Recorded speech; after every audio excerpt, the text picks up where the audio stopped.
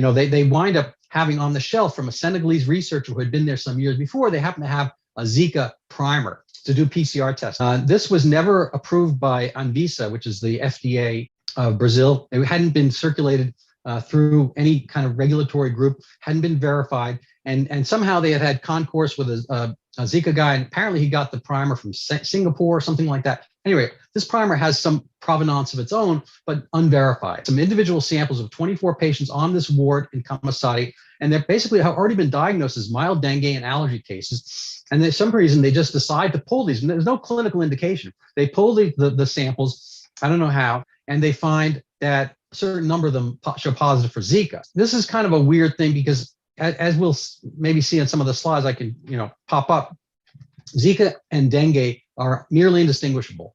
There's a huge algorithm now to discern one from the other on testing because they're so close together.